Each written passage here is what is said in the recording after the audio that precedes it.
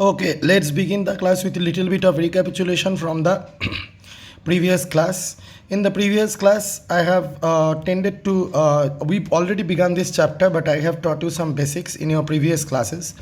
And in your last class, I have, actually tried to solve four questions that were intended by me to solve. That was the deal of the class in the last class. What were the characteristics selected by Mendel? Which I had explained that the characteristics taken were the form of the seed, the color of the cotyledons, color of the flower pot, shape, position of the flower, and height, having two each traits or contrasting traits of each of the characters. These were observed by Mendel, and that was in detail explained in the last video. Why did Mendel choose pea plant for his experiment? Now, this is a pretty long answer which involved reason for choosing the pea plant.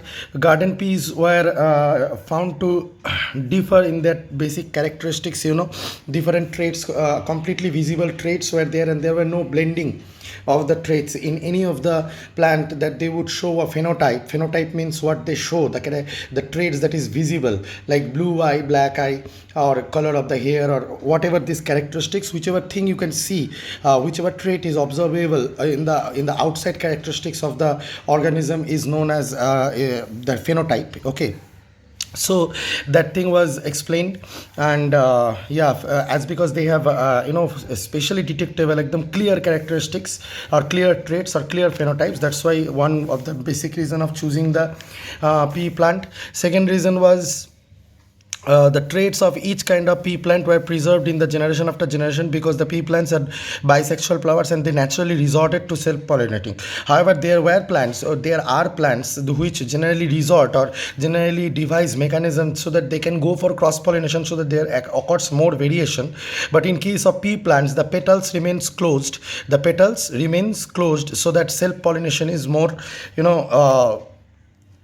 directed. It is more resorted towards the self-pollination due to complete enclosure of reproductive parts by the petals. I have written here.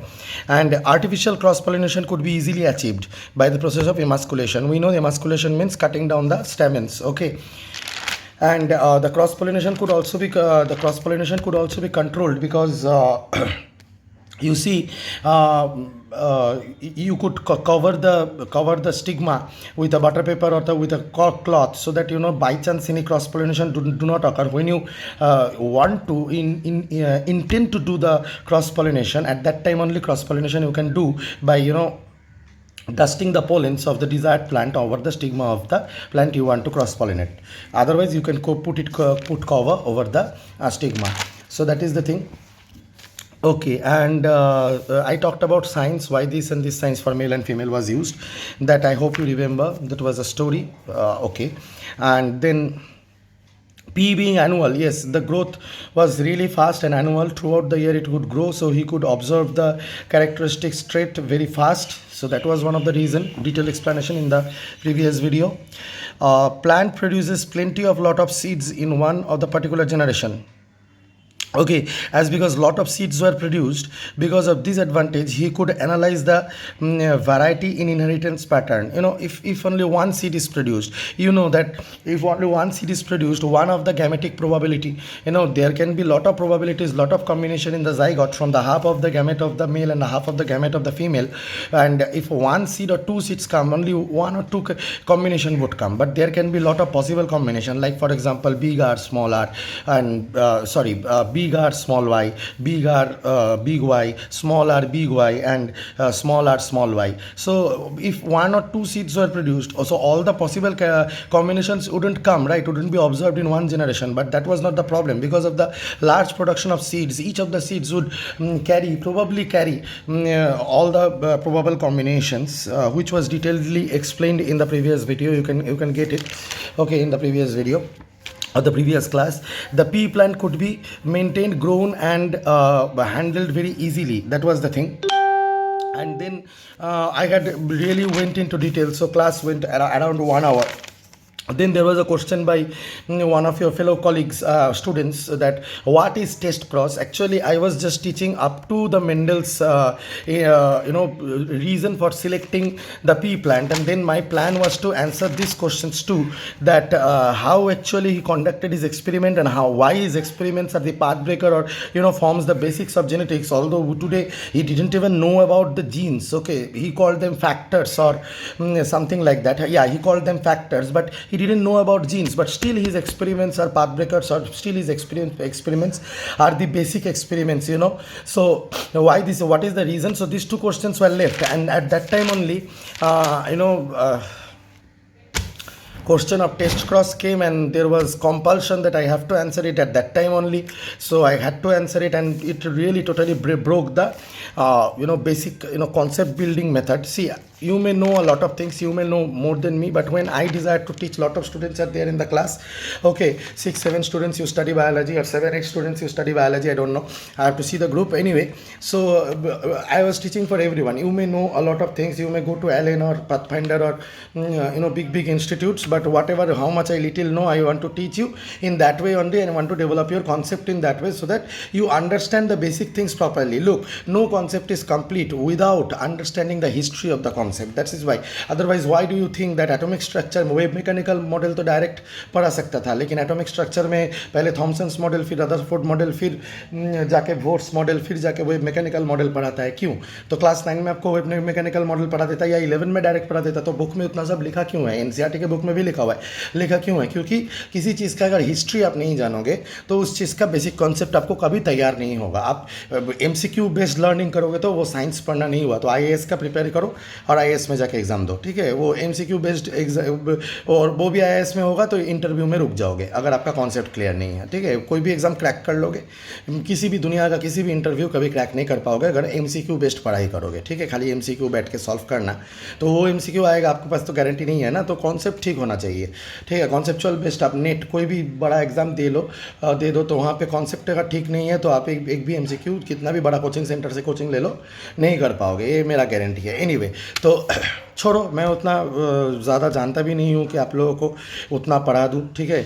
लेकिन जितना मुझे आता है उतना मैं पढ़ाने का कोशिश करूँगा. तो ये दोनों क्वेश्चन मेरे को बताना था, ये दोनों क्वेश्चन सॉल्व हुआ था, जस्ट ये दोनों क्वेश्चन मेरे को बताना था, तभी जाके इसने टेस्ट क्रॉस का क्वेश्चन पूछ लिया था, तो मैंने टेस्ट क्रॉस बता दिया, तब थोड़ा गुस्सा भी हो गया था. I am sorry for that.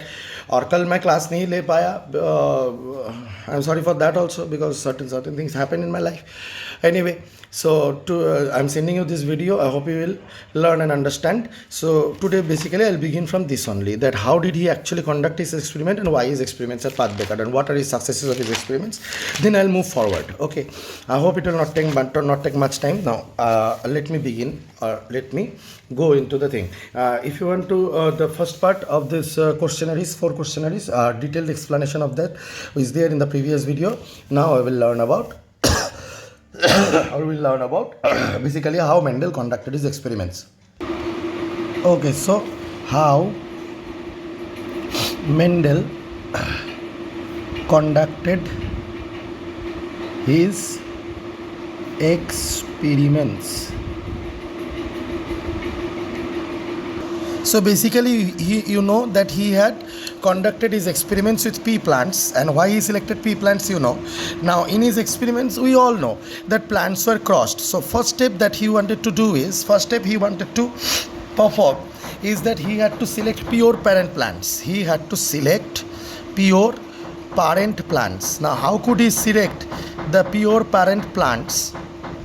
That is a question. So Mendel needed to be sure that they are pure plants. That are pure parent plants means they are true breeding. They are true breeding. Now what he did actually was he observed the plants with a particular characteristic. Suppose he observed a tall plant and he observed a short plant, okay? And then he self-pollinated this plant and obtained the seeds. Then he self-pollinated this plant and obtained the seeds. Then he has sown these seeds in his garden. And when he observed that the seeds taken from the tall plant were tall, and the seeds taken from the short plant were short, and he repeated it. He repeated, and again he self-pollinated the tall plant and self-pollinated the short plant, and again he sown the seeds. Again he had sown the seeds. Okay, and again from the tall seeds he obtained a tall plant, and from the short seeds he obtained the short plant, and he repeated this on and on and on for quite a several number of generations, at least 5. Quite a several number of generation, at least 5. Okay, so this is the story, at least 5 times. Now after that he became sure that the tall plant self-pollinating itself, giving tall plant, that means these are the seeds of tall, pure tall variety, and those are the seeds of pure short variety. Now pure tall variety, pure short variety, in this way he became conformed. Okay, that this is the way, and they are true breeding. Okay, so this is and this he repeated for each traits of all characters. These he repeated for each traits of all characters. Okay, so like yellow seeds, green seeds, wrinkled seeds, round seeds. At a time he observed only one characteristics. Okay, যে এই প্ল্যান্টটার এই ক্যারেক্টারিস্টিক্সটা দেখবো, তো এখন আমি এই ক্যারেক্টারিস্টিক্সটাই দেখবো, সিডের মধ্যে সেটাই খুঁজবো, সেলফ পলিনেট করে দেখবো যে সেটাই আসতেছে কিনা। তো আই হোপ যে এটা বোঝা গেল। ঠিক আছে, I hope that this is understandable. So that is one thing. So this is the first step. In the second step what he did was, these are the plants that became the parental plants. Okay, now he wanted to do hybridization of pure plants. Hybridization of pure plants means what? Suppose a tall plant is there, okay, and a short plant is there. Okay, then he would take pollen from the tall plant and give it to the stigma of the short plant, or take pollen from the short plant, give it to the stigma of the tall plant. Whatever he would do, he would cross the plants having contrasting traits. This is the second step he did, and this he called hybridization. Okay, then the progeny obtained from these, the seeds that were obtained from this, those are called F1 seeds. And when these seeds were sown in the garden, and the plant coming out from these were known as F1 generation.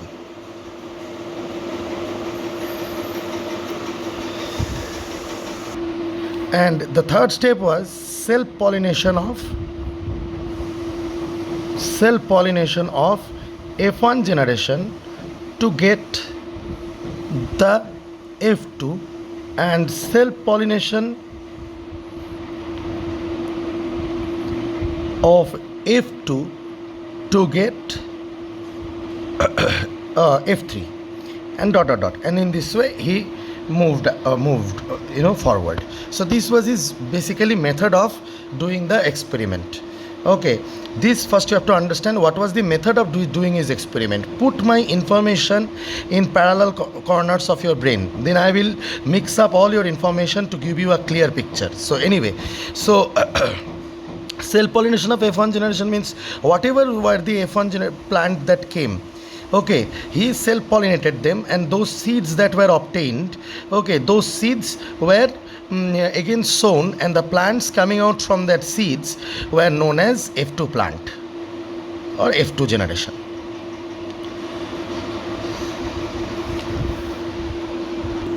Now let us learn about his what he called a monohybrid cross.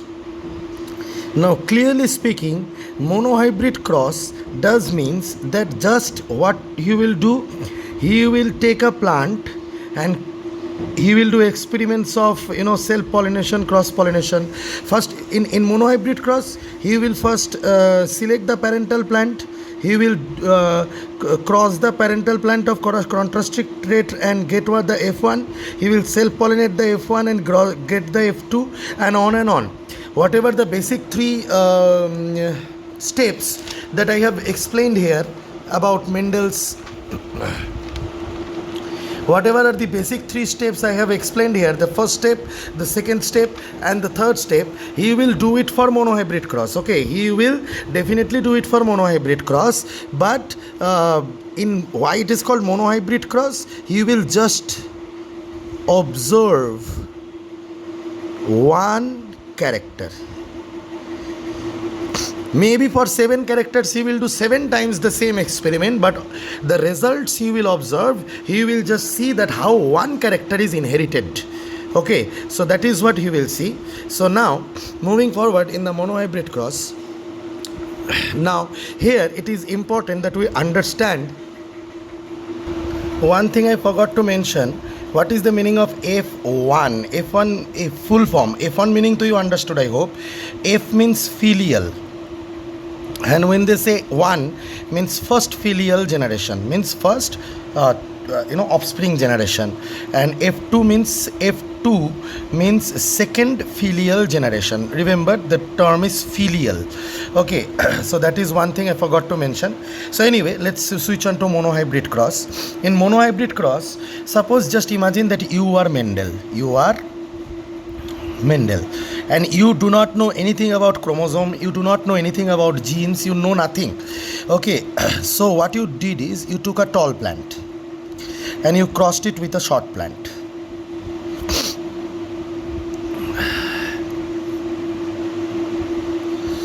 And you crossed it with a short plant of pure variety.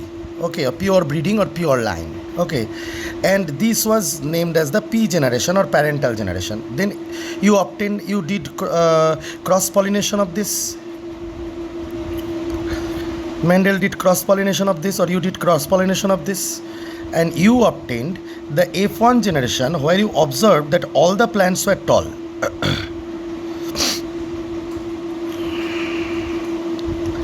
Okay, then you self-pollinated it and you saw that out of 100% of the plants, 75% were tall and 25% were short.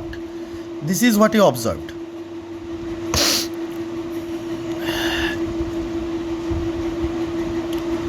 That means out of 4 plants, 3 were tall, 1 was short. Definitely he did not do 4 plants, he might have done 1,000 plants. Out of 1,000, then if he would have done 1,000 plants, out of 1,000, then more than 750 plants were tall, and or 750 plants were tall, and 250 plants were short.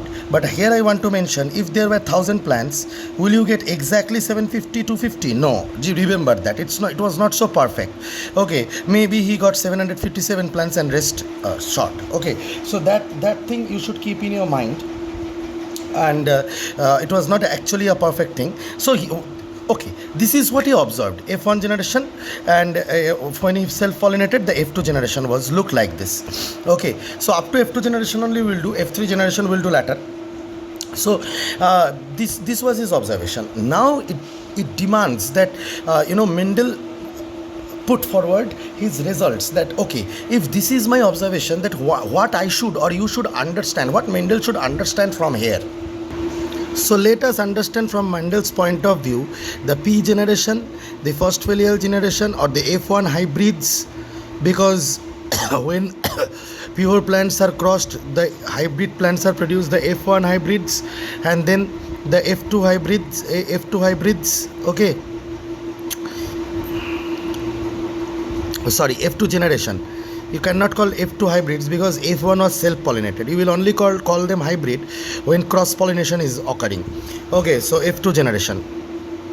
So lots of information I am giving you, remember. And now let's think in Mendel's point of view. When he is seeing that a tall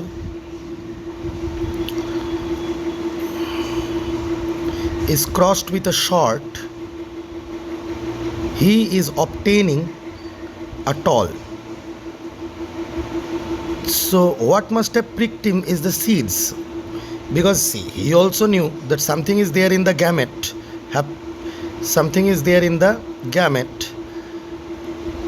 okay, which gets mixed with another gamete or fused with another gamete and produces a zygote,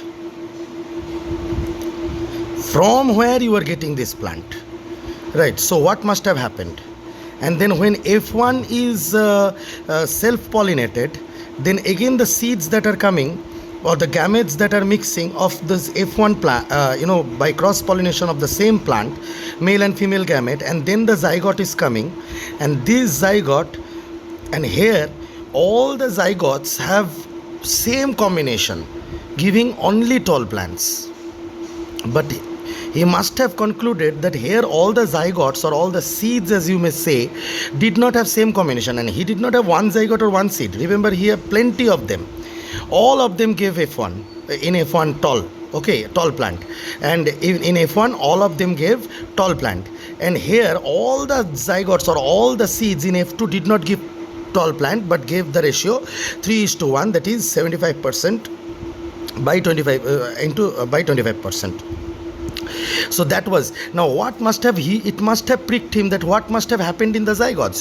So he came to his conclusions that, see, I will tell his conclusion and then I'll relate him. I hope that you have understood the question that must have arisen in his mind, okay, and how he solved it by himself. First of all, he said that it must be so that in the, look, he did not know about chromosome or genes. It must be said that there must be two factors governing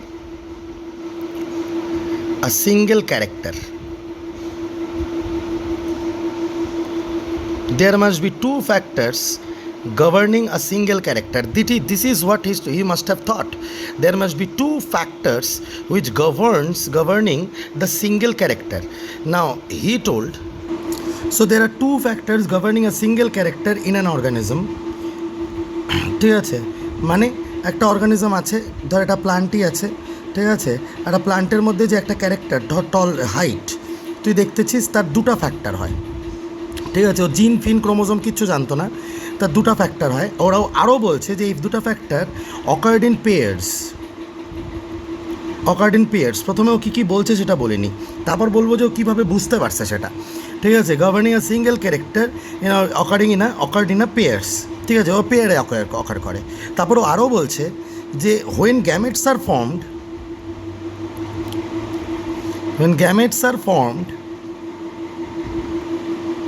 then each parent passes one factor out of the two paired factors to the gamete and hence to the offspring. ঠিক আছে, তারপরে এটা বলছে, ওকে, এই দুটো কথা তো basic কথা প্রথমেই ও বুঝতে পারছে, ঠিক আছে। সেটা দেখ, প্রথমে ওর মাইন্ডে কোশ্চেন ছিল যে আমি একটা শর্ট প্ল্যান্টকে ক্রস করালাম, একটা টল প্ল্যান্ট আসলো, টল প্ল্যান্টটাকে সেলফ পলিনেট করালাম, I have self pollinated the tall plant, তারপর আমার কাছে 75% টল প্ল্যান্ট আসে আর 25% শর্ট প্ল্যান্ট আসে। তো শর্ট প্ল্যান্টটা প্রথম জেনারেশনে আসলো না, পরের জেনারেশনে শর্ট ক্যারেক্টারটা বা শর্ট ট্রেটটা দেখা যাচ্ছে, কারণ কি এরাই তো ওদের গ্র্যান্ডফাদার, ঠিক আছে। তার মানে এটা লাইনের মধ্যে ছিল, এটা জেনারেটিং লাইনের মধ্যে ছিল, কিন্তু প্রথমে আসে নাই কেন, ঠিক আছে, বা পরে আসলো কেন। তারপরেও এই কনক্লুশন, এগুলো দেখে নিয়ে কি ও অবজার্ভ করলো, এগুলো দেখে নিয়ে ও বুঝতে পারলো যে ও আচ্ছা ঠিক আছে, তার মানে দুটো ফ্যাক্টর থাকে, ঠিক আছে, একটা সিঙ্গেল ক্যারেক্টারকে গভর্ন করার জন্য, আর ওই দুটো ফ্যাক্টরের অকার্ড ইন পেয়ার্স, ওরা পেয়ারে অকার করে, আর গ্যামেটসরা যখন ফর্ম হয় তখন each parent passes one factor of the gamete hence to the offspring, ঠিক আছে, এটাও বললো। তারপর আরও কী বললো, out of the two paired factors, one factor may not express itself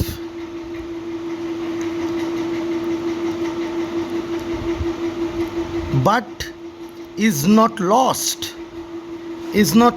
in the gametes. It will express itself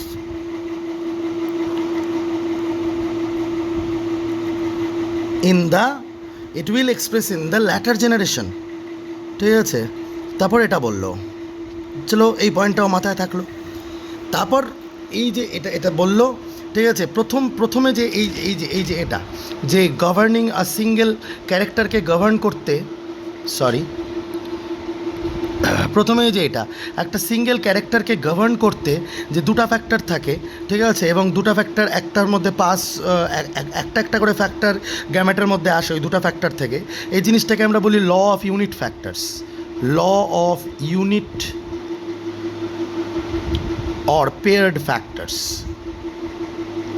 এটা মনে রাখতে হবে, এটাই ওর ফার্স্ট ল অ্যাকচুয়ালি, ঠিক আছে। এটা ও প্রথমে বললো, এটা ল হয়ে গেল, law of unit or paired factors, ঠিক আছে।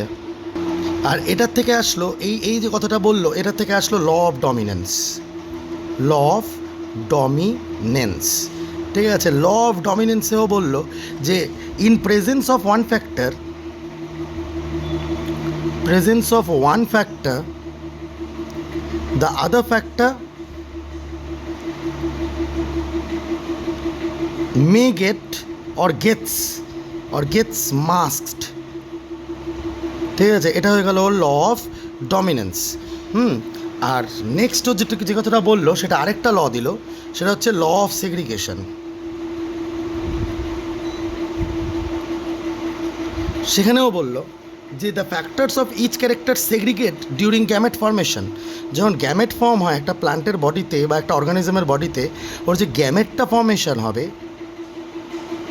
ঠিক আছে, ওই যে ফ্যাক্টরগুলো আছে, দুটো ফ্যাক্টর আছে, টু ফ্যাক্টরসের মধ্যে একটা ফ্যাক্টর একটা গ্যামেটে যাবে, আরেকটা ফ্যাক্টর আরেকটা গ্যামেটে যাবে, ঠিক আছে। এটা হয়ে গেল ওর law of segregation.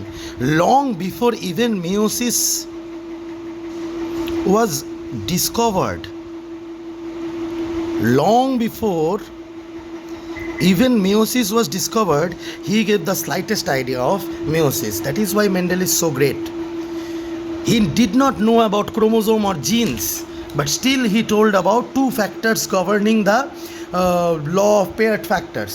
That's why he is so great. Okay, so I hope that you have understood that what I told and what Mendel concluded. Now let us understand that how Mendel concluded.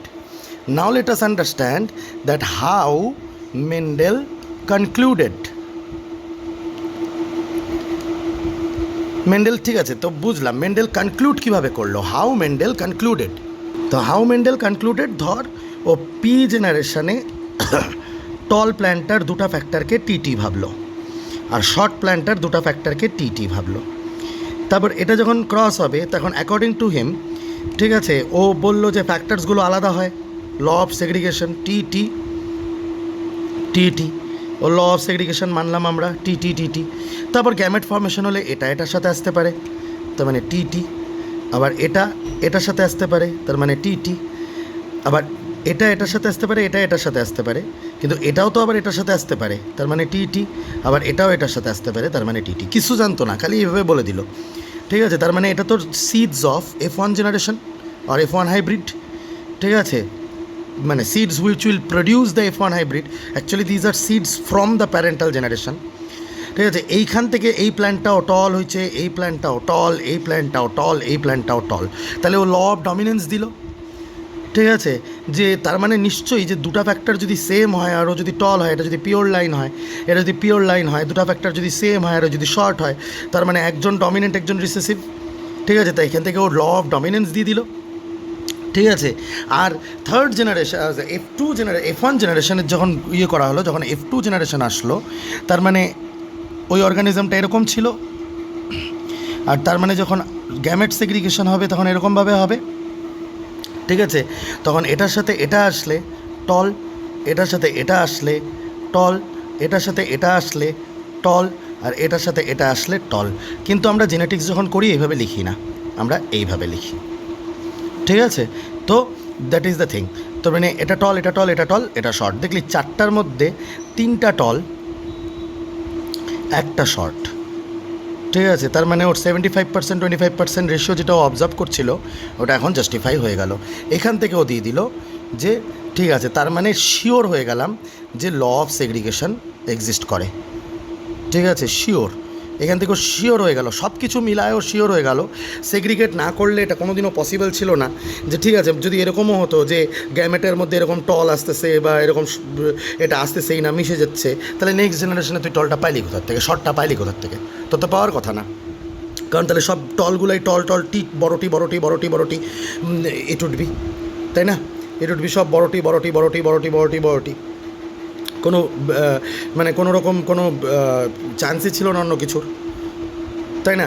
তো নিশ্চয়ই এখান থেকেও বুঝলো যে দুটা factor, ঠিক আছে, দুটা ফ্যাক্টরের একটা ডমিনেন্ট একটা রিসেসিভ, সেজন্যই এটা পরে আসছে। কাকে ডমিনেন্ট বললো যেটা ফার্স্ট জেনারেশনে দেখাচ্ছে, আর কাকে রিসেসিভ বললো যেটা ফার্স্ট জেনারেশনে দেখাচ্ছে না, ঠিক আছে? সেটা একটা ফার্স্ট কথা। আর সেকেন্ড কথা হচ্ছে যে ও তাহলে তার মানে গ্যামেটসগুলো সেগ্রিগেট হয়েছে বলে এই কম্বিনেশনটা পসিবল হয়েছে, তাই জন্যই F2 জেনারেশন আসছে, ঠিক আছে? আই হোপ যে এই অবধি বোঝাটা এমন কিছু টাফ ব্যাপার না। তাহলে যদি আমরা আরেকটু ভালো করে দেখে নিই কী কী ল পেলাম, ল অফ ইউনিট ফ্যাক্টরস আর ল অফ পেয়ার্ড ফ্যাক্টরস, ঠিক আছে? তারপর কি পেলাম, law of dominance,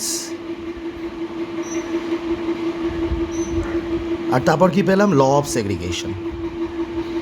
what did we get law of segregation. क्या मिला हम लोगों को, law of segregation. So we got law of paired factors, we got law of dominance, and we got law of segregation. Now in case of law of paired factors, ठीक है, he told why he told that paired factors, he told paired factors that why it is so, if there wouldn't be pair factors then why it is so when tall is crossed with a short plant you obtain a tall plant first, then it is self pollinated, you obtain short. তার মানে one character is not getting lost, it is expressed. Okay, so if I look into the gametic point of view or in the cell point of view, the cell of the organism from where the gamete is produced, তাই না? একটা অর্গানিজমের sales বা स्पर्मेटोजेनिक বা ऊजेनिक sales से ही gamete produce होता है। तो इसमें जो सेल में जो डिटरमाइनिंग फैक्टर्स है, जीन वीन छोड़ो, पता नहीं था उसको, वो जो डिटरमाइनिंग फैक्टर्स है कहीं पे भी हो, ठीक है, वो पेयर्ड रहता होगा, एक डोमिनेंट एक रिसेसिव। क्यों? क्योंकि नहीं तो ये कैसे आया? Okay, it wouldn't be possible कि F2 जनरेशन में शॉर्ट प्लांट आ गया, राइट? ये F1 जनरेशन में आया, F2 जनरेशन में शॉर्ट प्लांट आया, ये कैसे पॉसिबल हो सकता है? सो कैसे पॉसिबल हो सकता है कि ऐसा हो कि उस बाद में शॉर्ट प्लांट आ जाए, ठीक है? तो ये उसको प्रिक किया कि नहीं, फिर पेयर्ड फैक्टर्स में ही होना चाहिए। एक फैक्टर अगर टॉल के लिए कोट कर रहा होगा तो दूसरा फैक्टर शॉर्ट के लिए कोट कर रहा होगा। हाँ, हो ही सकता है कि प्योर में ऐसा है या प्योर में ऐसा है, तो ये बात है। फिर उसने देखा कि अरे F2 जनरेशन में तो एक ही फेनोटाइप दिख रहा है या एक ही ट्रेट दिख रहा है। अगर हर एक ट्रेट के लिए एक कैरेक्टर का दो ट्रेट, हाइट जैसे एक कैरेक्टर, हाइट का जैसे दो ट्रेट, टॉलनेस, तो हाइट टॉलनेस है तो टॉलनेस और शॉर्टनेस, अगर दो ट्रेट है तो ये अगर एक फैक्टर से आ रहा होगा और ये अगर एक फैक्टर से आ रहा होगा, तो F1 जनरेशन में ऐसा क्यों है कि F1 जनरेशन में एक ही ट्रेट दिख रहा है, ठीक है? तब और F1 जनरेशन में हर एक सीड से एक ही ट्रेट देख रहा है, तब उसको पता चला अच्छा जी, इसका मतलब ये है कि एक वाला डोमिनेंट है, दूसरा वाला रिसेसिव है। अब तुम बोलोगे कि सर उसको कैसे पता चला, वो तो F1 प्लांट तो ऐसा भी हो सकता था सारा, ठीक है? तो उसको इस तरह से पता चला कि F2 में तो शॉर्ट आ गया था ना, F2 में तो शॉर्ट आ गया था, तो ये लॉस्ट नहीं हुआ था, ये था, है ना? तो उस हिसाब से उसको पता चला, और आपने क्रॉस करके भी देख लिया है, ठीक है? तो सब ऐसा था, ऐसा हुआ होगा, ठीक है? अगर ये प्योर का ऐसा है तो ठीक है, तो पहले तो ये प्रेडिक्शन के लेवल में था, फिर कंफर्म भी हो गया, ठीक है? तो अगर ऐसा था तो ठीक है, तो ये तो शॉर्ट तो F2 में आ गया था ना, तो डेफिनेटली टॉल में वो अगर F2 में वो शॉर्ट आ गया होगा तो F1 में वो शॉर्ट के लिए जो कैरेक्टरिस्टिक्स ट्रेट है या फैक्टर है वो कहीं लॉस्ट नहीं हुआ होगा, वो उसके बॉडी में था, इसीलिए गैमेट में आया, F1 के गैमेट में आया, और उस गैमेट को फ्यूज़ कराने से जो सीड आया, इसीलिए सीड में वो कुछ सीड शॉर्ट दिखा रहा है, तो वो हो गया law of dominance justified, law of paired factor justified, और लॉ ऑफ सेग्रीगेशन तो इन दोनों से ही जस्टिफाइड हो जाता है। अगर फैक्टर सेग्रीगेट नहीं कर रहा है तो इंडिपेंडेंटली शॉर्ट और टॉल कैसे आ रहा होगा, राइट? आई होप दैट इसको मैंने बहुत सिंपल तरीके से समझाया है, आप लोगों को समझ में आए। तो अगर हम लोग थोड़ा सा भी, आप लोगों को पता है पनेट स्क्वायर क्या होता है? I hope everyone knows Punnett square. Punnett square का मतलब है एक स्क्वायर होगा, ठीक है, जिसमें ग्रिड्स होंगे और सारे ऑफस्प्रिंग के कैरेक्टर्स का जो गवर्निंग फैक्टर्स है वो दिखाया जाएगा और गैमेट्स को ऐसे लिखा जाएगा।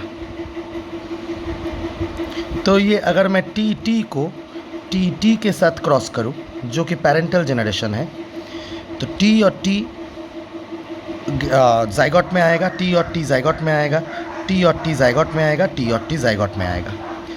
अब ये अगर मैं इसका क्रोमोसोमल बेसिस देखूं तो ये कुछ ऐसा हुआ होगा।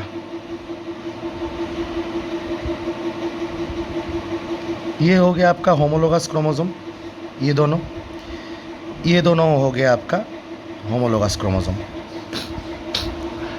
तो इंसान में तो सेल्स या ऑर्गेनिजम्स में तो सेल्स ऐसे रहता है और बहुत सारे होमोलोगस क्रोमोसोम्स रह सकते हैं, 1 2 3 4, हमारे अंदर 23 है, यानी 46 क्रोमोसोम्स है। तो ऐसे ऑर्गेनिज्म टू ऑर्गेनिज्म वेरी कर सकता है। लेकिन बात ये है, यहाँ पे कुछ टर्मिनोलॉजी आपको सीखना चाहिए, छोटे छोटे से टर्मिनोलॉजी। जैसे पहला है क्रोमोसोम, ठीक है। अब क्रोमोसोम के इस लोकस में, ठीक है, इस लोकस में वो गवर्निंग फैक्टर रहता है जिसको हम लोग एलील के नाम से बुलाते हैं। एलील के अंदर छुपा हुआ है ट्रेट। ट्रेट जब एक्सप्रेस होता है तब उसको हम लोग बोलते हैं फेनोटाइप। जैसे फॉर एग्जांपल एक एलील, एक क्रोमोसोम, दूसरा एक होमोलोगस क्रोमोसोम, मतलब इसमें अगर एक एलील है, इसमें उसका काउंटर एलील रहेगा, दोनों को एक साथ बोलते हैं एलिलोमॉर्फ।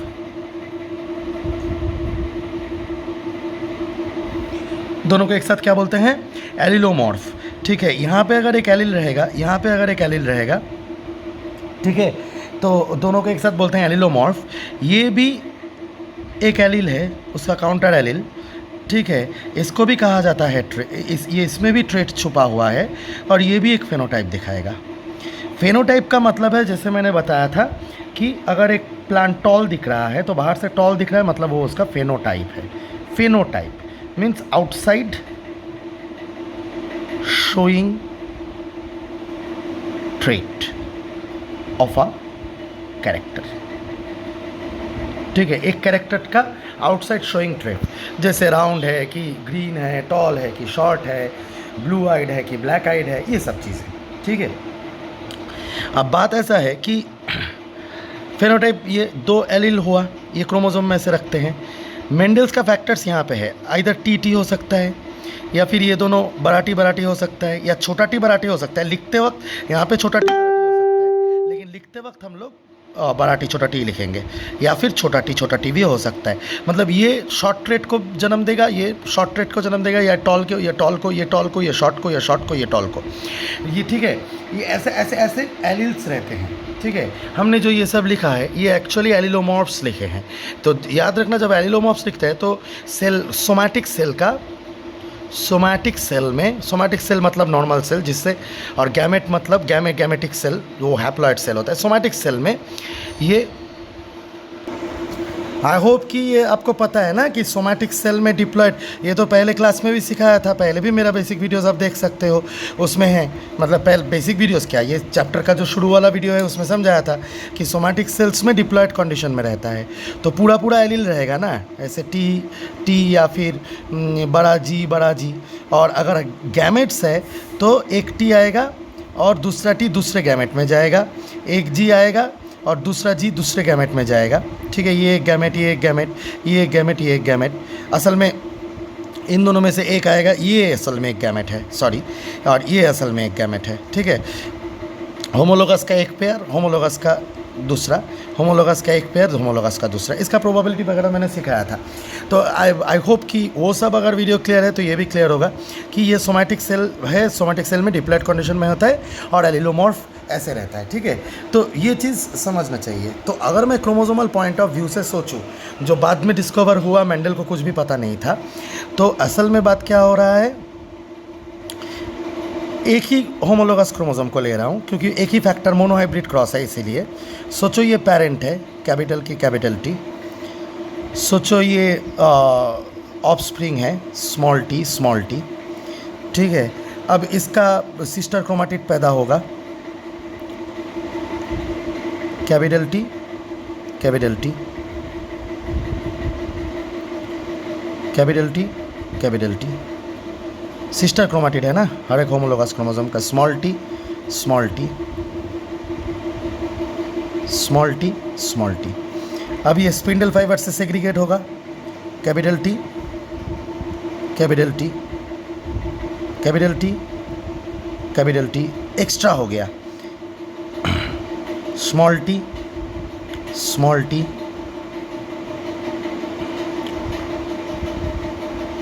सॉरी स्मॉल टी और स्मॉल टी, स्मॉल टी, है ना।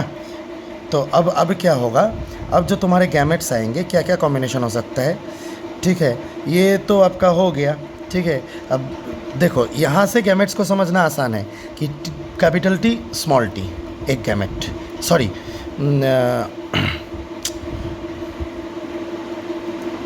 इसको क्रॉस किया, ये एक पेरेंट है, ये एक पेरेंट है, क्रॉस समझ रहे हैं। तो इसका गैमेट अलग से होगा, इसका गैमेट अलग से होगा। तो अब अगर इसके गैमेट्स को हम लोग देखेंगे तो इसके गैमेट्स में 4 गैमेट्स आएंगे। एक में टी रहेगा, दूसरे में भी टी रहेगा, तीसरे में भी टी रहेगा, चौथे में भी टी रहेगा। ये हुआ आपका गैमेट।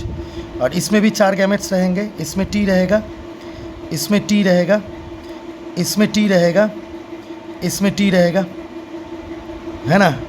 अब इस गैमेट के साथ इस गैमेट फ्यूज़ हो सकता है, इसके साथ ये फ्यूज़ हो सकता है, इसके साथ ये फ्यूज़ हो सकता है, इसके साथ ये फ्यूज़ हो सकता है, इसके साथ ये फ्यूज़ हो सकता है, ठीक है। इसके साथ ये फ्यूज़ हो सकता है, इसके साथ कोई भी फ्यूज़ हो, आपका एक ही जाइगोट आएगा, एकमात्र जाइगोट ये, तो प्लांट टॉल होगा, ठीक है। अब चलो ये हो गया आपका F1 जनरेशन मिल गया पेरेंटल जनरेशन से। अब F1 जनरेशन में क्या हो रहा है वो देखते हैं। अगर पनेट स्क्वायर मेथड से देखें, अगर पनेट स्क्वायर मेथड से देखें पहले, तो आपका ये सब F1 जनरेशन का प्लांट है, सोमैटिक सेल्स है उनका। तो उनके सोमैटिक सेल्स से या गैमेटोजेनिक सेल्स से गैमेट पैदा होगा। Capital T small T, cross self pollinated. तो पनेट स्क्वायर अगर डेवलप करेंगे तो आपको कुछ ऐसा मिलेगा।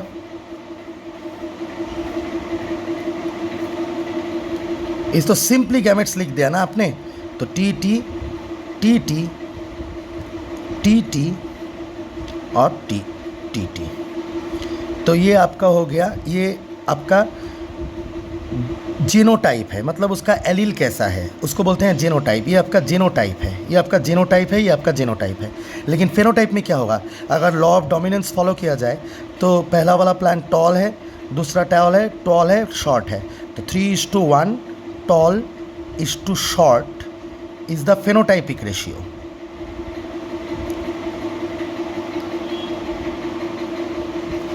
ठीक है ना, ये हो गया आपका phenotypic ratio, tall is to short.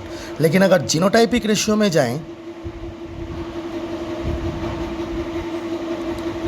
ठीक है, तो आपका हो जाएगा 1:2:1। अब इसको समझने के लिए आपको 2 टर्म समझना पड़ेगा, होमोजाइगस डोमिनेंट, हेट्रोजाइगस डोमिनेंट।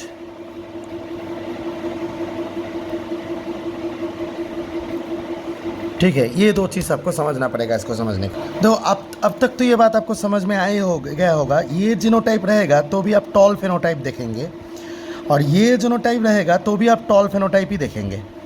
तो इसका मतलब ये है कि एक डोमिनेंट एलील होता है, एक रिसेसिव एलील होता है। एलील में से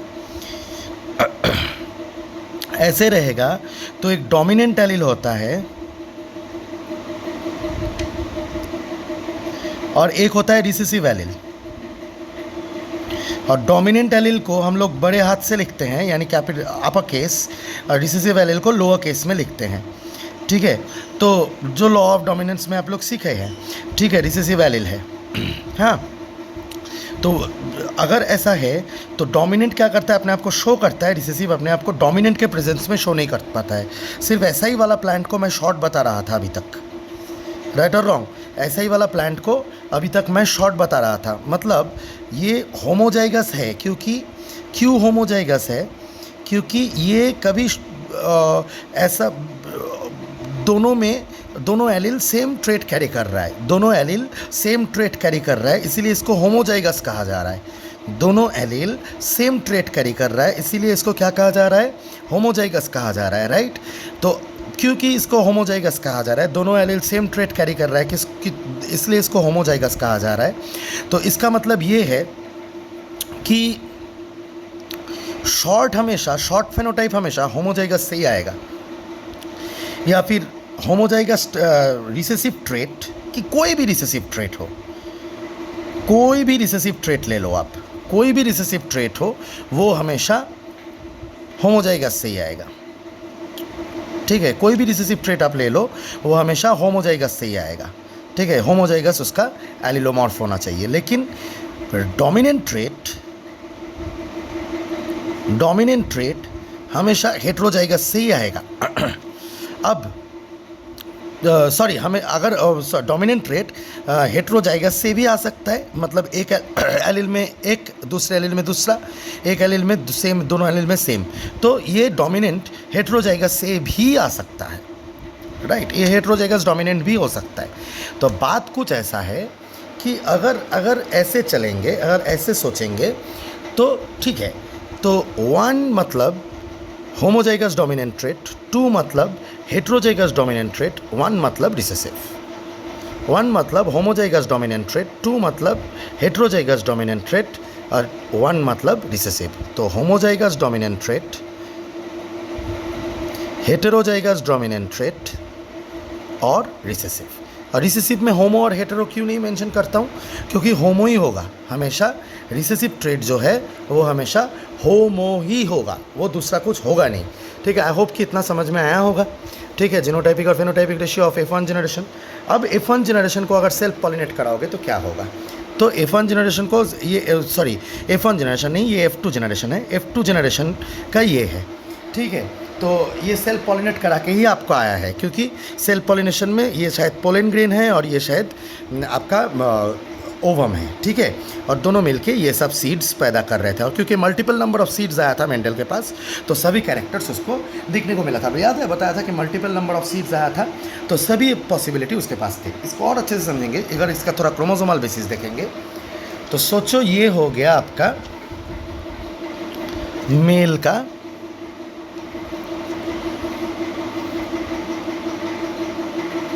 capital T small T, female का भी कैपिटल टी स्मॉल टी, क्योंकि उसके बॉडी में ऐसा ही है ना पूरा। तो अगर जब पोलन ग्रेन पैदा होगा तब सेग्रीगेशन करके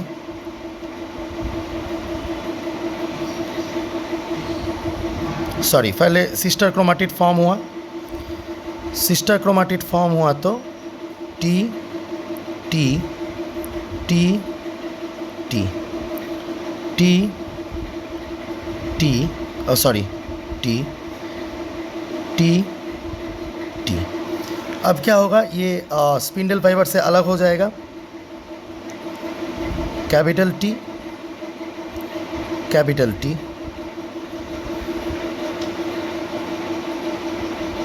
स्मॉल टी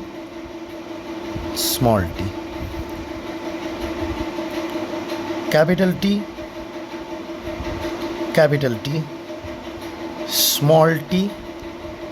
स्मॉल टी आया, ठीक है। अब इसके गैमेट्स के 4 पॉसिबिलिटीज़ हैं, टी टी और टी टी। इसके गैमेट के 4 पॉसिबिलिटीज़ हैं, टी टी और टी टी। अब अगर ये टी इस टी के साथ आया तो टी टी, ये ज़ाइगोट। और अगर ये टी इस टी के साथ आया फिर टी टी ज़ाइगोट। और अगर ये टी इस टी के साथ आया तो टी टी ज़ाइगोट। और अगर ये टी इस टी के साथ आया तो टी टी ज़ाइगोट। अगर ये टी इस टी के साथ आया फिर से टी टी ज़ाइगोट। और ये टी अगर इस टी के साथ आया फिर भी टी टी ज़ाइगोट। है ना, क्योंकि अब तो ये तो एक एक क्रोमोसोम हो गया ना, ये क्रोमोसोम, ये हैप्लॉइड सेल है, ये हैप्लॉइड सेल है, ये हैप्लॉइड सेल है, ये हैप्लॉइड सेल है। आई होप कि हैप्लॉइड डिप्लॉइड समझना नहीं पड़ेगा अभी तुम लोगों को। ये हैप्लॉइड सेल है, ये हैप्लॉइड सेल है, ये हैप्लॉइड सेल है, ये हैप्लॉइड सेल है, गैमेट्स है। तो ये गैमेट इसके साथ फ्यूज़ कर सकता है, ये गैमेट इसके साथ फ्यूज़ कर सकता है, ये गैमेट इसके साथ फ्यूज़ कर सकता है, ये गैमेट इसके साथ फ्यूज़ कर सकता है, ये गैमेट कोई भी किसी के साथ फ्यूज़ करे। अगर मैं सारे फ्यूजन्स को दिखाऊँ भी, इसके साथ चारों का हो गया, इसके साथ एक इसका हो गया, इसका हो गया, तो ये और ये सेम रिज़ल्ट, ठीक है। तो अच्छा चलो, इसके साथ और चारों के साथ जो रिज़ल्ट होगा, इसके साथ और चारों के साथ जो रिज़ल्ट होगा सेम होगा। तो मैं क्या कर सकता हूँ, एक रिज़ल्ट को कैंसिल कर सकता हूँ, है क्या ना, है कि नहीं। मैं क्या कर सकता हूँ, एक रिज़ल्ट को इसके साथ जो चारों का आएगा और इसके साथ जो चारों का आएगा, हैप्लॉइड हैप्लॉइड का जो मिक्स होगा, तो एक को मैं कैंसिल कर सकता हूँ सेम रिज़ल्ट के लिए, दूसरा मैं ले सकता हूँ, और इसके साथ जो चारों का आएगा इसको लिया, और इसके साथ जो चारों का आएगा उसको मैं लिख देता हूँ T T T T T T T T, ठीक है। ये आपका जाइगोट हो गया। तो इसके साथ जो चारों का आएगा वो रिजल्ट में कैंसिल किया। तो अब इन दोनों रिजल्ट्स में ये दोनों सेम रिजल्ट्स है तो इसको कैंसिल करो, ये दोनों सेम रिजल्ट्स है तो इसको कैंसिल करो। अब इन दोनों में ये दोनों सेम रिजल्ट है तो इसको कैंसिल करो, ये दोनों सेम रिजल्ट है तो इसको कैंसिल करो। तो आपका 4 अलग अलग रिजल्ट्स यही है। अगर आप करके देखोगे तो the all are this type of results. तो यही पनेट स्क्वायर में लिखा जाता है, सिंपली लिखा गया है। फैक्टर्स अलग हुआ और सिंपली लिखा गया, लेकिन उसका असली बेसिस ये है क्रोमोसोमल में। आई होप कि ये आपको समझ में आए कि F2 जनरेशन में क्या हो रहा है। राइट, अंडरस्टूड, ठीक है। ये थोड़ा सा पेचीदा लग सकता है, सिर्फ इतना सोचो कि ये सेल है, इसका सिस्टर क्रोमाटिड फॉर्म हुआ और गैमेट्स में सेग्रीगेट होकर अलग अलग चला गया, चारों गैमेट्स में, चारों में अलग अलग चला गया। अब इसके साथ ये फ्यूज़ हो सकता है, इसके साथ ये फ्यूज़ हो सकता है, कुछ भी फ्यूज़ हो गया। अगर सेम रिजल्ट आएगा तो वो देख के तो पता नहीं, मेरे को 4 अलग अलग रिजल्ट्स चाहिए, तो इसीलिए मैंने 4 रिजल्ट्स देखा, ठीक है। जैसे कि यहाँ पे भी हुआ था, ठीक है, यहाँ पे इतना सिंपल हुआ था क्योंकि सेम है, क्योंकि मैंने उतना ड्रॉ ही नहीं किया था। इसके साथ ये कितना सारा रिजल्ट, ये कितना सारा रिजल्ट, इसके साथ ये कितना सारा रिजल्ट, ये इसके साथ कितना, सब ऐसा आएगा। तो प्रोबेबिलिटी के हिसाब से, परम्यूटेशन कॉम्बिनेशन के हिसाब से तो एक 16 रिजल्ट आना चाहिए, 4 स्क्वायर, राइट और रॉन्ग, 16 रिजल्ट आना चाहिए 4 स्क्वायर, ठीक है, कॉम्बिनेशन। यहाँ पे भी 16 रिजल्ट्स आना चाहिए, लेकिन 16 में से मैं उतना देख के क्या करूँगा। 16 में से अगर 4 रिपीट कर रहा है बार बार, तो चारों वेरिएबल्स को मैं देखूंगा, उसी को पनेट स्क्वायर में लिखा जाता है। ये ट्रूथ है और मैं चाहता हूँ कि आप ये ट्रूथ जाने, किसी बुक में नहीं लिखा हुआ था, लेकिन ये आपके कॉन्सेप्ट को क्लियर करेगा कि कैसे असल में हो रहा है, ठीक है। I hope that you have understood this entire thing. मैंने आपको बताया था कि मैं आपको F3 जनरेशन भी बताऊंगा। तो आपका पेरेंटल जनरेशन क्या है, आपका F1 जनरेशन क्या है और आपका F2 जनरेशन क्या है।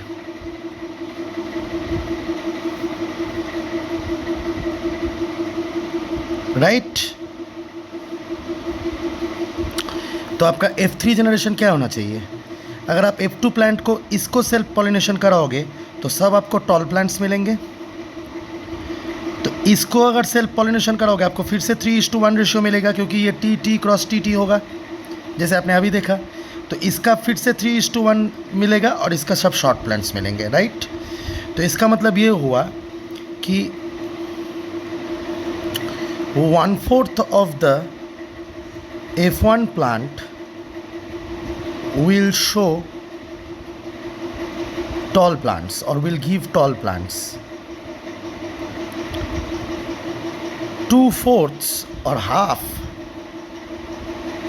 of F1 plants, sorry F2 plants, of the F2 plants, F3 का समझा रहा हूँ ना, of the F2 plants will give 3:1 phenotypic ratio.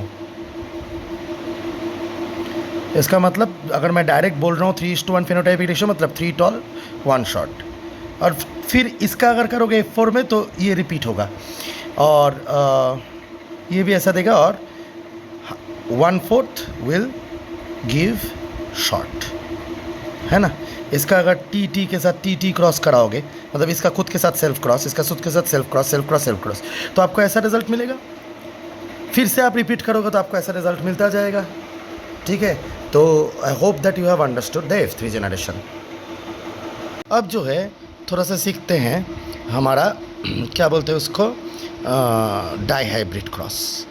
तो डाई हाइब्रिड क्रॉस का मतलब ये है कि आप दो कैरेक्टर्स को देखोगे, ठीक है। जैसे कि सोचो आप सीड के कलर को भी ऑब्जर्व करोगे और उसके साथ साथ सीड के कलर के साथ साथ सीड का शेप कैसा हो रहा है, इस कैरेक्टर को, दोनों कैरेक्टर का इनहेरिटेंस एक साथ कैसा हो रहा है वो देखोगे।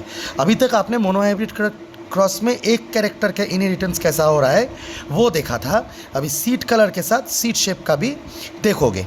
तो उसमें क्या होता है कि अगर आप क्या करोगे, इसके लिए इंडिपेंडेंटली मोनोहाइब्रिड का फॉर्मूला अप्लाई करोगे, इसके लिए इंडिपेंडेंटली मोनोहाइब्रिड का फॉर्मूला अप्लाई करोगे, लेकिन एक साथ नहीं समझ में आया? देखो आसान सी बात है, छोटी सी बात है। बात ऐसी है कि इसमें मैं उतना डिटेल्स में नहीं जाऊंगा क्योंकि आप लोग ऑलरेडी 10 में ये सब पढ़ चुके हो, फिर भी मैं डिटेल्स में जाके समझाया इसलिए ताकि आपको मेंडल का काम समझ में आए, ताकि आगे जाके टफ चीज़ें पढ़ने में आसानी हो, ठीक है। तो यही मेरा फंडा था समझाने का। तो डाईहाइब्रिड क्रॉस में तो अब मैं बोल रहा हूँ कि monohybrid is repeated individually for both of them but observe together. Monohybrid theory applied individually for both but observed together, है ना, but observed together। जैसे कि सोचो क्या हो रहा है, देखो मैंने अगर एक सीड राउंड लिया है, एक कैरेक्टर है सीड शेप में जो है राउंड डोमिनेंट कैरेक्टर समझा जाता है और रिंकल्ड रिसेसिव। ज़रूर ये ऑब्जर्व करने के बाद, मेंडल को थोड़ी ना पता था, ऑब्जर्व करने के बाद जो F1 जनरेशन में दिखाया खुद को वही डोमिनेंट है। डोमिनेंट मतलब क्या, जो F1 जनरेशन में खुद को दिखाता है F2 में भी दिखाता है। F1 में मास्क हो जाता है वो रिसेसिव, फिर F2 में वापस आता है वो होता है रिसेसिव। F1 में जो दिखाता है खुद को सिर्फ और दूसरे को मास्क कर दे तो वो रिसेसिव, ठीक है, और ये डोमिनेंट। और सीड कलर में आपका येलो है डोमिनेंट और ग्रीन है रिसेसिव, ठीक है। ये मैं पहले से बता इसलिए दे रहा हूँ ताकि आपको समझने में आसानी हो। तो राउंड को अगर मैं उसके एलिल को R लिखूँगा, रिंकल के एलिल को छोटा r, इसको बड़ा y तो इसको छोटा y। तो आपका जो पेरेंट है उसको अगर मैंने क्या बोला था, monohybrid theory applied individually for both but observe together, मतलब पहले आप प्योर जनरेशन लोगे तो दोनों का R। मुझे पता है कि आपको ये चीज़ पता है, पहले ही बता रहा हूँ, लेकिन सुनो, नया चीज़ सीखने को मिलेगा। हमेशा ऐसा नहीं है, नया चीज़ सीखने को, समझने को मिलेगा। ऐसा नहीं है कि 10 में पता है तो अभी नहीं सुनेंगे फालतू चीज़ें, ऐसा मत करो, ठीक है। सुनो, तो R Y सर ऐसा क्यों लिया, क्योंकि टॉल के वजह से TT लिया था, तो अभी इसको R लो। और जो पहला सीड लिया था वो राउंड भी है और येलो भी है। मेंडल ने जानबूझ के ये किया है कि दोनों कैरेक्टर का प्योर को एक साथ लिया, RY, मतलब दोनों कैरेक्टर के प्योर डोमिनेंट को एक साथ लिया, दोनों कैरेक्टर के प्योर डोमिनेंट को एक साथ लिया और दोनों कैरेक्टर के प्योर रिसेसिव को एक साथ लिया। तो इसको अगर क्रॉस करोगे तो आपको एक ही ऑर्गेनिज्म मिलेगा ऐसा। आप बोलोगे कि सर ये कैसे मिला, हाँ तो बोलोगे कि सर ये कैसे मिला, तो ये बिल्कुल मैं फिर से वही monohybrid theory applied individually for both observe together. मतलब जब आपका ये हो रहा था, अगर सिर्फ इसको लिया होता तो आपको ये नहीं आता, ये समझाया है मैंने, ये नहीं आता, ये समझाया मैंने पहले, है ना, TT क्रॉस TT के लिए। तो बस वैसे ही समझ लो, ठीक है। बाद में मैं डिटेल्स में ज़रूर आऊँगा, वो ऐसा बात नहीं है, ठीक है। तो उसका भी ऐसा आ गया। अब इसका जो गैमेट फॉर्म होगा ना भैया, इसको हम लोग देखते हैं। देखो क्या हो रहा है, ऑर्गेनिज्म ऐसा है, तो मैं क्रोमोसोम्स लेता हूँ, ये होमोलोगस क्रोमोसोम, ठीक है। इसका गैमेट क्या होगा ये देखना है मेरे को, तो इसका होमोलोगस क्रोमोसोम, मैं डायरेक्ट अभी क्रोमोसोम के द्वारा समझा रहा हूँ, ठीक है। तो इसमें होगा आर और आर, इसमें होगा वाई और वाई। सर इसको भी समझा सकते थे ऐसे, जैसे कि आप ऐसे समझा सकते थे कि ऐसे क्रोमोसोम है, तो यहाँ पे आर है, तो यहाँ पे आर है, तो यहाँ पे वाई है, तो यहाँ पे वाई है, तो इसका जो गैमेट है बेचारे में आर और वाई ही आएगा ना, ये और ये आएगा और ये और ये आएगा, ये और ये आएगा कि ये और ये आएगा, जितने भी गैमेट्स आए ऐसे ही आएंगे, राइट और रॉन्ग। और बेचारा जो ऐसा है, चलो बोल ही दिया, बेचारा जो ऐसा है आर और दूसरे में वाई और वाई, तो उसका भी तो ऐसा ही आएगा ना, हर एक गैमेट ये आर के साथ ये वाई आ सकता है इसका, क्योंकि होमोलोगस का एक आता है, राइट। तो वैसे करके ये दोनों जब कंबाइन होकर जाइगोट फॉर्म करेंगे तो आर और वाई, तो इसीलिए पहला वाला जनरेशन में ये वाला ऑर्गेनिज्म आया, ठीक है। तो अभी अगर मैं इसका समझेंगे, ठीक है, तो इसका गैमेट और बिल्कुल ऐसा ही एक फीमेल होगा तो उसका भी गैमेट सेम होगा, तो एक का गैमेट समझने से हो जाएगा। तो अभी इंडिपेंडेंट असॉर्टमेंट करो जो भी करो, तो इसके साथ ये आ सकता है,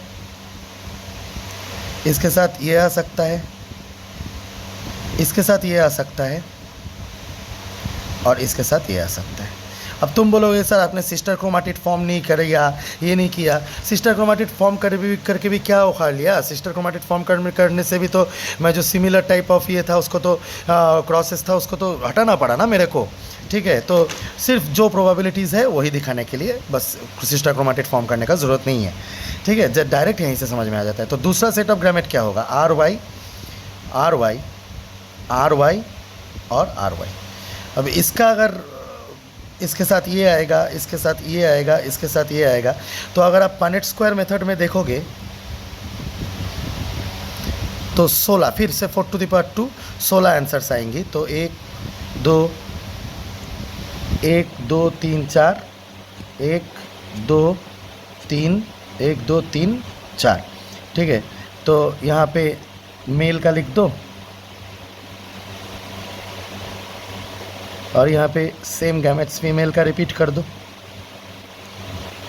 है ना, और इन दोनों को कॉम्बाइन करके यहाँ लिख दो R Y Y R Y Y. तो इसको अगर आप करते जाओगे तो आपको क्या मिल रहा है, ये राउंड मिलेगा, येलो मिलेगा, राउंड मिलेगा, येलो मिलेगा। तो आपका जो F1 जनरेशन में है, F1 जनरेशन में आपको हेट्रोजाइगस दोनों का मिल गया, राइट। तो मैंने एक अटेम्प्ट किया है कि इसका जीनोटाइप बताऊंगा, लेकिन इसका जीनोटाइप बताना उतना आसान नहीं है। आपको अगर ये देखना है आर वाई वाई, तो ये कितने आए हैं, एक, ये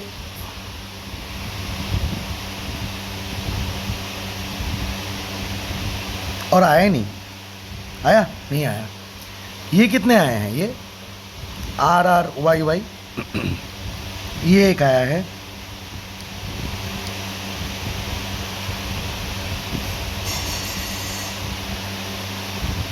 ये एक आया है, मुझे लग रहा है और आया नहीं, बड़ा वाई छोटा वाई नहीं आया। ये कितना आया है, ये बड़ा आर छोटा आर बड़ा वाई छोटा वाई, बड़ा आर छोटा आर बड़ा वाई छोटा वाई, ये एक आया है। और आया बड़ा आर छोटा आर बड़ा वाई छोटा वाई, ये एक आया है, नहीं आया और आया नहीं। अच्छा ये कितना है, छोटा ये एक ही आया है।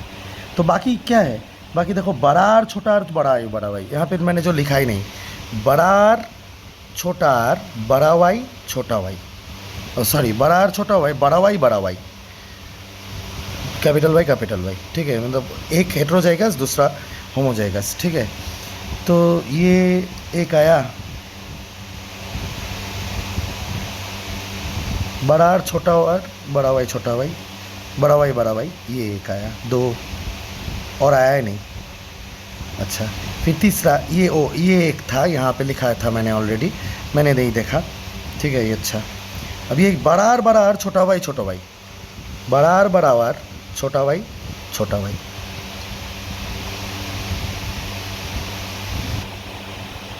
नहीं है, और एक ही है। फिर बड़ा आर छोटा वाई छोटा वाई, बड़ा आर छोटा वाई छोटा वाई, ये एक आया।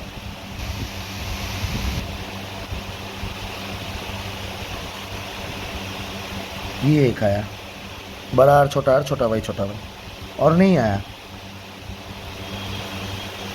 अच्छा, फिर क्या है, छोटा आर बड़ा आई बड़ा वाई, छोटा आर बड़ा वाई, और नहीं है।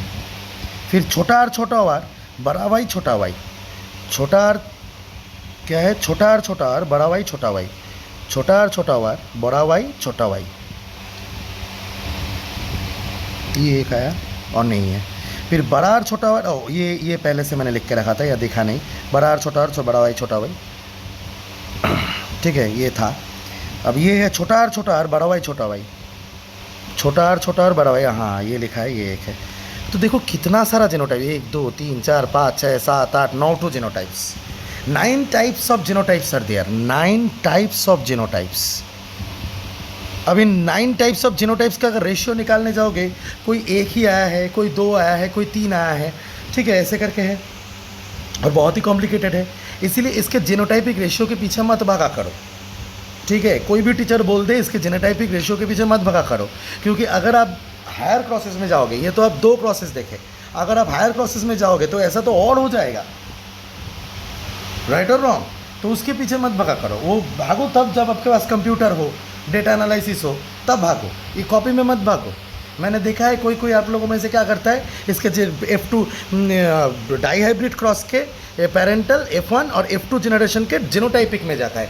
अरे बाबा, F1 जनरेशन का जीनोटाइप जो है वो मोनोहाइब्रिड के लिए 1:2:1 है, वो सिंपली आया था इसलिए ठीक है, लेकिन इसके जीनोटाइप के पीछे मत भागो, जीनोटाइपिक रेशियो के पीछे। देखो ना कितना सारा जीनोटाइप पॉसिबल है। हाँ, इसके फिनोटाइपिक रेशियो के पीछे भाग सकते हो। जैसे इसका मतलब क्या है, इसका मतलब है राउंड एंड येलो, चलो राउंड एंड येलो, ठीक है। इसका मतलब भी राउंड एंड येलो, तो राउंड एंड येलो 2, इसका मतलब भी round and yellow 3, round and yellow 4, round and yellow 5, round and, ये है round and wrinkled, sorry round and green, round and green. अच्छा, तो इसका ऑलरेडी 5 मिल गया था, तो मैं यहाँ पे रफ में लिख के रखता हूँ, 5 मिल गया था। और राउंड एंड ग्रीन का कितना मिला, 1 मिला है। अच्छा, ये है राउंड एंड येलो, फिर से +1 6, ये है राउंड एंड ग्रीन, तो राउंड एंड ग्रीन का +1 2, ये है राउंड एंड येलो और 1 मिल गया, ये है राउंड एंड येलो और 1 मिल गया, ये है, ओह ये है रिंकल्ड एंड येलो, वाओ, और 1 है, देखो रिंकल्ड एंड येलो, तो रिंकल्ड एंड येलो का 1 मिला है, ठीक है। ये है ये भी है रिंकल्ड एंड येलो, देखो, तो रिंकल्ड एंड येलो का और 1 मिला है, ये भी है, ये है राउंड एंड येलो, तो ये आपका हो गया राउंड एंड ग्रीन, तो राउंड एंड ग्रीन का और 1 बढ़ गया। ये है wrinkled and yellow, wow, wrinkled and yellow का भी और 1 बढ़ गया। और ये क्या है, अरे रिंकल्ड एंड ग्रीन, वो तो और 1 नया कैरेक्टर मिल गया यार, नया कॉम्बिनेशन, रिंकल्ड एंड ग्रीन। और इसका 1 ही है बेचारे का, इसका 3 है, 1 2 3, इसका भी 3 है और इसका 9 है। तो ये है phenotypic ratio 9:3:3:1 of F2 generation, ठीक है। आई होप कि समझ में आया होगा। तो इससे समझ में क्या आता है, what do you understand from this? We understand actually law of independent assortment. I will tell you how. Law of independent assortment समझ में आया था मेंडल को, कैसे? देखो, जब उसने ऐसे वाले प्लांट को ऐसे वाले प्लांट से क्रॉस किया था, ठीक है, तो उसको ऐसा वाला मिला था और इसका क्रोमोसोमल बेसिस मैंने समझा दिया आप लोगों को। और इस वाले को जब इस वाले से क्रॉस किया था तब उसको 9:3:3:1 रेशियो में मिला है, जो पिछले पेज में आप समझे हो। मुझे एक बात बताओ, उसने क्रॉस क्या था? राउंड एंड येलो को राउंड एंड येलो से ही क्रॉस किया था।